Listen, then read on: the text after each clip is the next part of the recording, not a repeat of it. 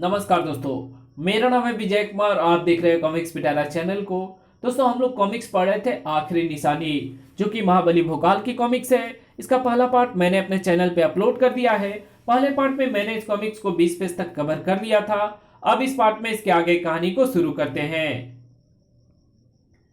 जो खंडा तुम्हें देने आया है। ओह, इसका मतलब हेमराज को हमारी खबर हो चुकी है। उसी ने इसे हमें रोकने के लिए भेजा है। सही कहा, लेकिन आज ये क्या, साक्षात मृत्यु भी हमें उस शैतान तक पहुंचने से नहीं रोक सकती।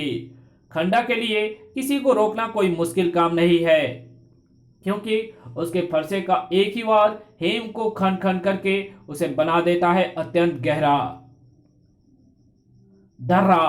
ओह, सुल्तान के पैरों के नीचे से बर्फ की शक्ति चली गई। वो लड़खड़ाया और अगले ही पल गहरे दर्रे में गिरता चला गया। सुल्तान! कपाला चीखती सुल्तान की तरफ लपकी, जबकि दहाड़ती हुई वेणु बढ़ी खंडा की तरफ। दुष्ट! उछाल दिया वेणु के फरसे ने किरणों का लावा, लेकिन खंडा ने उसे अपने तक पहुंचने नहीं दिया। खंडा का फरसा दर्रा बनाने के साथ साथ और भी बहुत से कमाल दिखाता है। ये अनोखे बचाव भी करता है और अद्भुत वार भी। ओह, मेरे फरसे का कमाल तो तुझे तब दिखेगा जब तेरी गर्दन कटकर नीचे पड़ी होगी। तेज तो तू बहुत है लड़की, मगर अफसोस कि तू खंडा की तरह युद्ध में कुशल नहीं। तेरी मात खाने का यही कारण है। भड़ाक! इधर वेणु की जान पर बनाई थी और इधर सुल्तान की जान पर, क्योंकि दर्रे का तल उसे साफ नजर आ रहा था। लेकिन मौत के सुल्तान तक पहुंचने से पहले ही उस तक पहुंचा वो सिकंजा, जो कपाला के मस्तक पर रखे परहर्रा से निकला था। शुक्र है सिकंजा सही समय पर सुल्तान को पकड़ने में सफल हुआ। सुल्तान की जान बच चुकी सुल्तान की जान बचा चुकी कपाला नहीं जानती थी कि खुद उसकी जान पर मौत का काला साया मंडरा रहा था। इसने मेरे शिकार को बचाया है, इसलिए अब सबसे पहले मैं इसे ही अपना शिकार बनाऊंगा। पलक झपकते ही कपाला के सिर पर जा पहुंचा खंडा।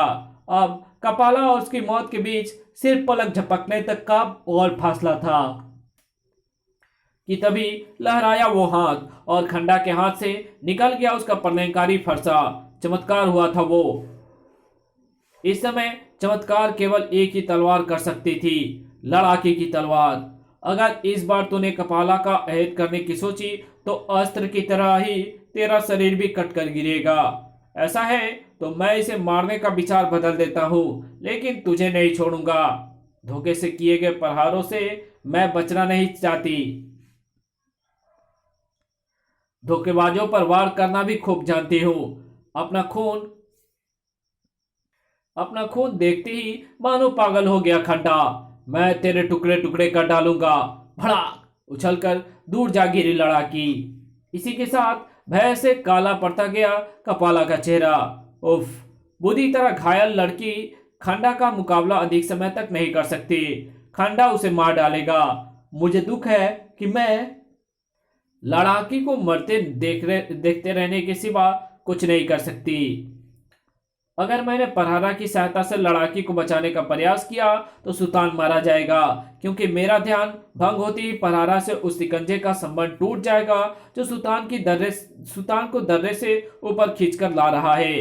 लड़ाकी को बचाने के लिए कोई कुछ नहीं कर सकता था, लेकिन वो लड़ाकी थी जिसने अपनी युद्ध कलाओं से सीखा था अपने प्राण को बचाना और विपरीत परिस्थितियों में शत्रुओं का डटकर मुकाबला करना और प्राप्त रहते और विपरीत परिस्थितियों में भी शत्रु का डटकर मुकाबला करना और प्राण रहते करते ही रहना। शरीर थकने लगे तब भी, पांव कांपने लगे तब भी, इसी तरह युद्ध का परिणाम अपने हक में किया जा सकता है। अंतिम सांस तक शत्रु से लोहा लेने का संकल्प अंततः लड़ाकी की विजय और खंडा की मौत के रूप में रंग लगाया है। आ खच। खंडा की चीख से सारी हिमघाटी गूंज उठी। उस चीख के कारण ही हेमराज के चेहरे पर क्रोध का ज्वालामुखी मौजूद था। आपकी एक अत्यंत विश्वसनीय शक्ति खंडा समाप्त हुई गुरुदेव। अब तो आपको पता चल गया है कि वे आसानी से समाप्त होने वाले नहीं। धनुषा ही उन्हें ठिकाने लगा सकता है।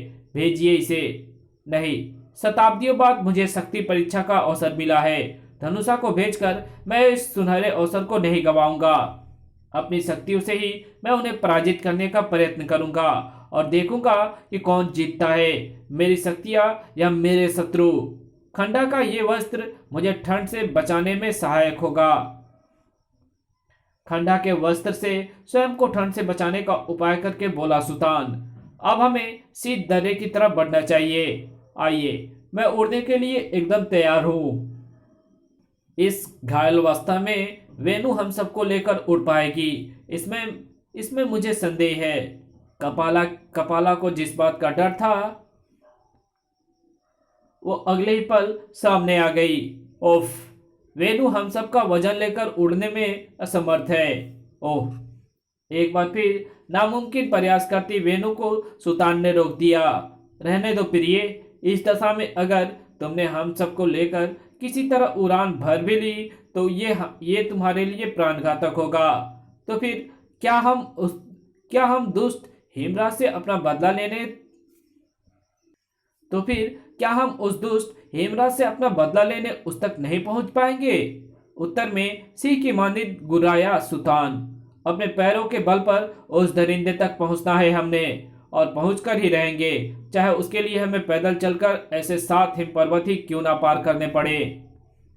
सुल्तान की तरह ही बदले की आग में धधकते सभी एक ही स्वर में कह उठे, हाँ, हम सब पैदल ही आगे बढ़ेंगे।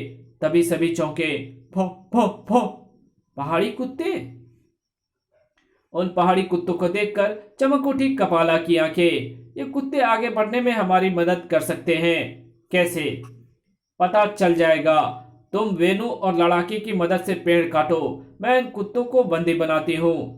कपाला परहरा की मदद से कुत्ते को बंदी बनाने में जुट गई और सुल्तान वेणु एवं लड़ाकी पेड़ काटने में शीघ्र ही। अब पेड़ के इस तने को बीच में से खोखला करके नाव जैसा रूप देने में मेरी सहायता करो। कुछ ही पलों बाद पहाड़ी कुत्ते की मदद से आगे बढ़े सुल्तान, वेणु, लड़ाकी और कपाला।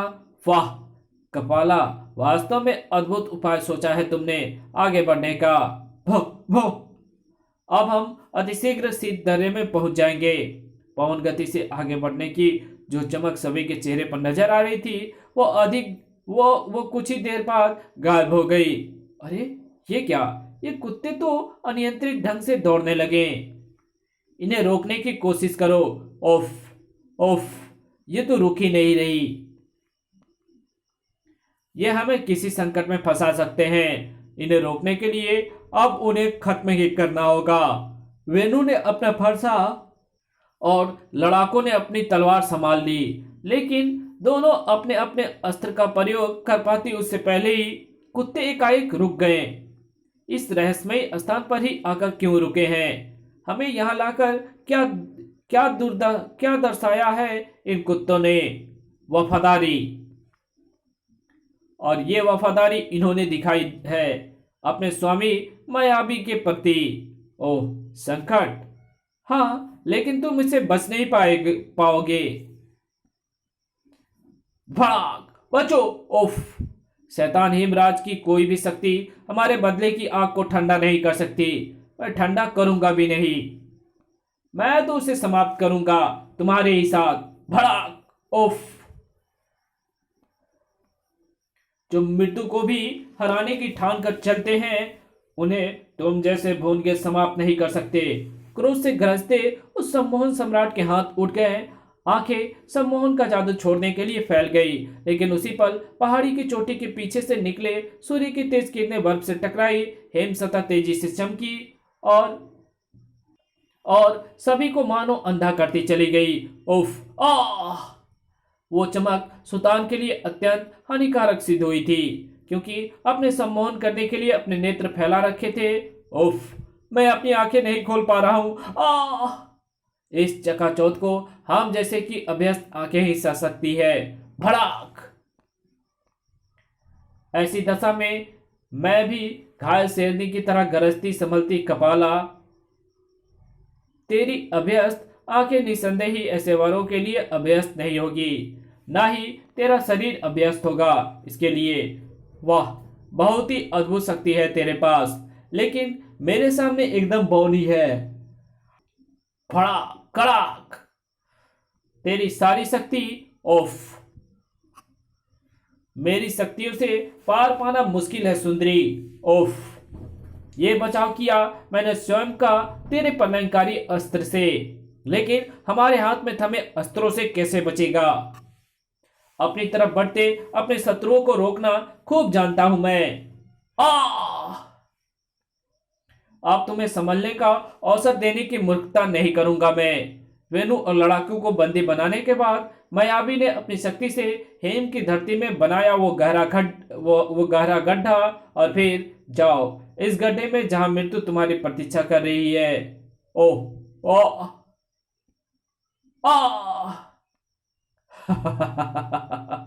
तिल तिल करके मरोगी अब तुम दोनों। दूसरे क्षण वेणु और लड़ाकी की चीखों से वातावरण गूंजने लगा। नहीं नहीं।